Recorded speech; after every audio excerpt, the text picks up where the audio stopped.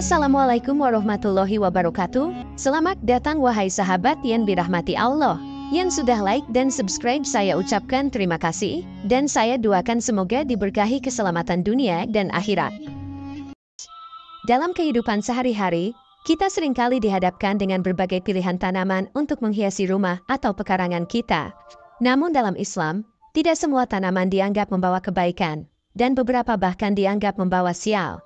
Tanaman yang akan kita bahas kali ini, walaupun dipandang seperti tanaman biasa, namun memiliki simbolisme dan efek yang berbeda dalam konteks ajaran Islam.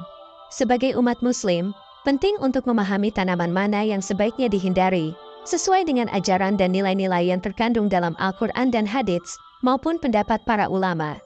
Video ini bertujuan untuk memberikan panduan dan wawasan tentang tanaman-tanaman yang dianggap kurang baik dalam Islam, sehingga kita dapat membuat pilihan yang lebih bijak.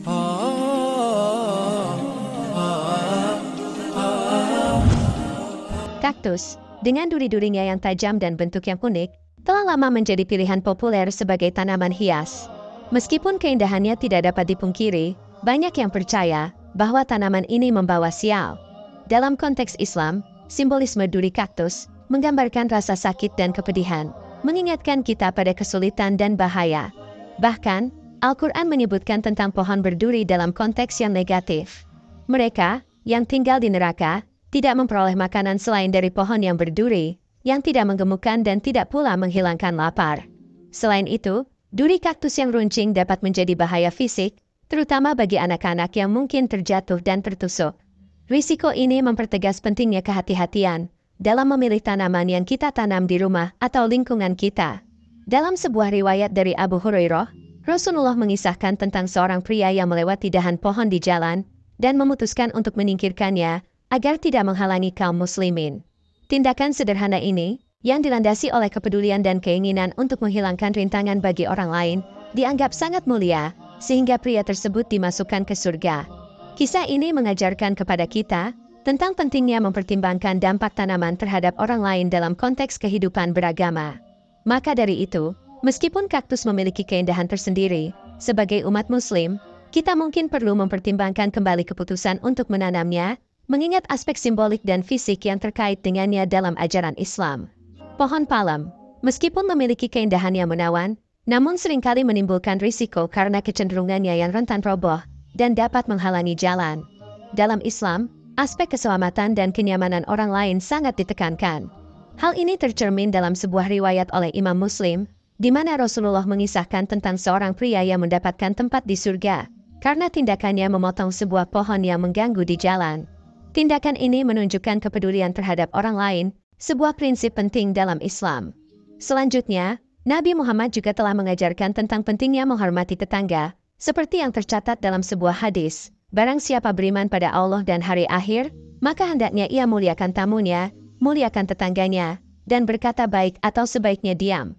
Hadis ini menegaskan pentingnya menjaga hubungan baik dengan tetangga, dengan tidak menghalangi jalan mereka, atau menyebabkan ketidaknyamanan tetangga karena ditakutkan pohon itu bisa saja roboh menimpa mereka.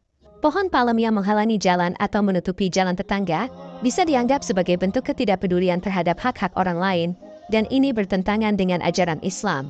Dengan memahami dan mengamalkan ajaran-ajaran ini, kita sebagai umat Muslim dituntut untuk lebih berhati-hati dalam memilih tanaman yang ditanam, terutama yang berpotensi mengganggu orang lain, apalagi berpotensi mencelakai tetangga.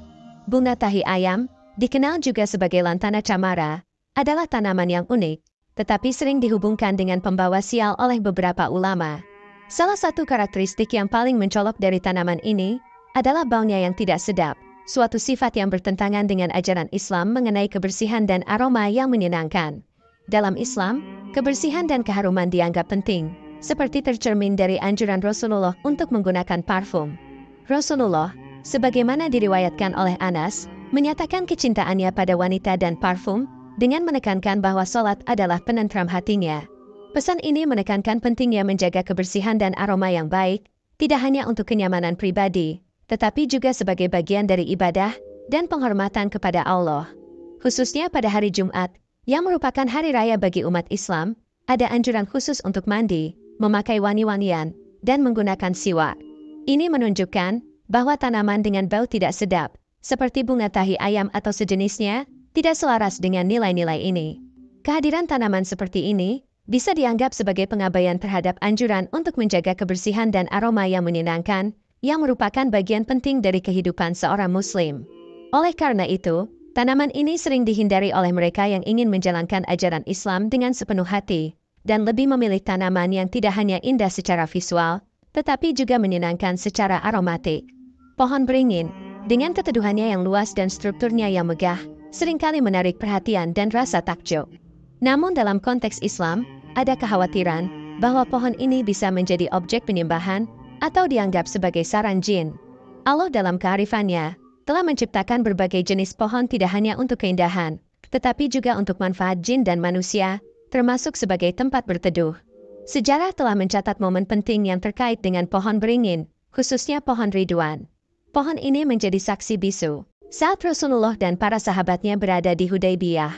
Saat itu, mereka berteduh di bawahnya dan melakukan baiat setelah menerima kabar tentang Utsman bin Affan. Al-Quran menyebutkan momen ini dengan kata-kata yang penuh makna. Sungguh benar-benar Allah telah ridho kepada orang-orang yang beriman ketika mereka membaiatmu wahai ar-Rasul. Di bawah pohon, Allah telah mengetahui apa-apa yang ada di dalam hati mereka, maka Dia menurunkan ketenangan pada mereka dan membalas mereka dengan balasan kemenangan yang dekat. Namun ketika Umar Al-Faruq menjadi Amirul Mukminin, beliau mengambil langkah yang signifikan dengan menebang pohon Ridwan. Langkah ini diambil bukan karena kurangnya apresiasi terhadap pohon itu sendiri, melainkan karena kekhawatiran bahwa pohon bersejarah tersebut bisa dijadikan objek untuk nalap berkah, atau bahkan disembah di masa yang akan datang. Tindakan Umar Al-Faruq ini mengajarkan kepada kita pentingnya menjaga kesucian ajaran Islam dan menghindari segala bentuk penyembahan selain kepada Allah. Dari perspektif ini, pohon beringin, meskipun indah dan bermanfaat, bisa menimbulkan kekhawatiran dalam konteks keimanan dan keagamaan. Oleh karena itu, dalam memilih tanaman untuk lingkungan kita, perlu dipertimbangkan dampak spiritual dan keagamaan yang mungkin timbul, sesuai dengan prinsip-prinsip Islam. Ganja, tanaman yang sering dikaitkan dengan kontroversi dan stigma negatif, merupakan tanaman yang tidak hanya tidak layak ditanam di depan rumah, tetapi sebaiknya dihindari dimanapun. Alasannya terletak pada penggunaannya, yang seringkali menyeleweng menjadi obat-obatan terlarang dan jenis narkoba. Penanaman atau penggunaan ganja dapat menimbulkan konsekuensi hukum serius, termasuk sanksi pidana. Lebih jauh lagi, efek ganja yang diketahui dapat menyebabkan kecanduan dan kehilangan kesadaran, menunjukkan potensi kerusakan yang dapat ditimbulkannya pada seseorang dan generasi penerus bangsa. Dalam konteks Islam, penggunaan substansi yang memabukkan, termasuk ganja, sangatlah dilarang. Hal ini didasarkan pada ajaran Al-Quran yang menyatakan, "Hai orang-orang yang beriman, janganlah kamu sholat, sedang kamu dalam keadaan mabuk, sehingga kamu mengerti apa yang kamu ucapkan." Istilah Homer, yang secara luas mencakup segala sesuatu yang memabukkan, dilarang dalam Islam, baik dalam jumlah sedikit maupun banyak. Pandangan ini dikuatkan oleh mayoritas ulama, selain Abu Hanifah, para ulama Hijaz dan para ulama hadis yang berpendapat bahwa yang dimaksud dengan Homer meliputi minuman yang memabukkan dari sari anggur atau sumber lainnya. Jadi, segala yang memabukkan, termasuk ganja, dianggap sebagai Homer dan haram. Riwayat dari Ali menegaskan lagi tentang status haram Homer, yang diharamkan bukan hanya karena efek memabukkannya, tetapi juga karena sifat bahan itu sendiri. Ini menandakan bahwa dalam Islam, substansi yang memabukkan dan dapat merusak kesadaran serta kejernihan pikiran, dianggap bertentangan dengan ajaran agama. Oleh karena itu, sebagai umat Muslim, penting untuk menghindari tanaman seperti ganja yang tidak hanya membawa dampak negatif secara hukum dan kesehatan, tetapi juga secara spiritual dan agama. Anggrek hitam Papua, dengan harga yang mencapai 100 juta rupiah, merupakan salah satu tumbuhan langka yang menarik perhatian banyak orang. Keunikan tanaman ini terletak pada kelopak bunganya yang berwarna hitam legam, dipadukan dengan putik yang berwarna merah muda cerah. Keindahan dan kelangkaannya menjadikan anggrek ini sangat berharga dan dicari banyak orang. Namun dalam konteks ajaran Islam, keberadaan tanaman semacam ini memunculkan pertanyaan penting terkait prinsip kesederhanaan dan penghindaran pemborosan. Islam mengajarkan umatnya untuk hidup sederhana dan menghindari kegiatan yang dianggap mubazir atau berlebihan.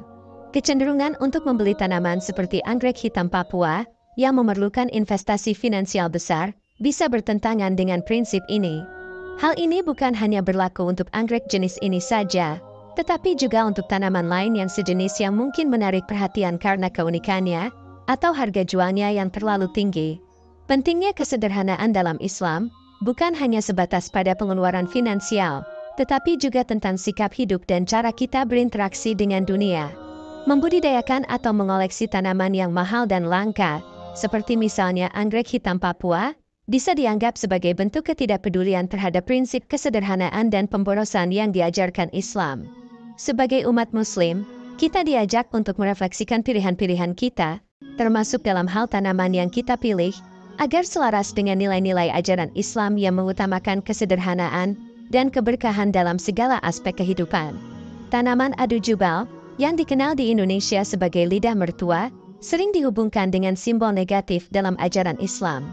Hadis yang diriwayatkan oleh Imam Bukhari dan Muslim mencatat sabda Rasulullah bahwa beliau bersabda, jika seseorang memiliki tanaman adu jubal dalam rumahnya, maka setiap ruas tulang di dalam tubuhnya akan bersaksi melawan pemiliknya pada hari kiamat. Pesan ini membawa konotasi berat mengenai konsekuensi spiritual dari memelihara tanaman ini. Bentuk daun tanaman adu jubal yang tajam seperti ujung tombak memberikan kesan kekerasan dan potensi konflik. Ini bisa diinterpretasikan sebagai simbol ketidakharmonisan yang mungkin timbul dalam rumah tangga pemiliknya. Dari sudut pandang praktis, ujung daun yang runcing juga menimbulkan risiko fisik, terutama bagi anak-anak yang mungkin terluka jika tidak sengaja menyentuh atau jatuh ke tanaman ini. Pesan dari hadis ini mengingatkan kita bahwa tidak semua tanaman cocok atau bermanfaat untuk ditanam di rumah, khususnya dari perspektif kepercayaan dan ajaran Islam. Oleh karena itu, dalam memilih tanaman untuk lingkungan rumah atau kebun, kita harus mempertimbangkan tidak hanya keindahan dan estetika, tapi juga potensi dampak spiritual dan fisik yang mungkin timbul. Memilih tanaman yang sesuai dengan ajaran dan nilai-nilai Islam, tidak hanya menciptakan lingkungan yang harmonis, tapi juga memperkaya kehidupan spiritual kita. Semoga dapat bermanfaat untuk kita semua. Wallahu a'lam bishawab. Wassalamualaikum warahmatullahi wabarakatuh. Yang sudah like dan subscribe semoga masuk surga.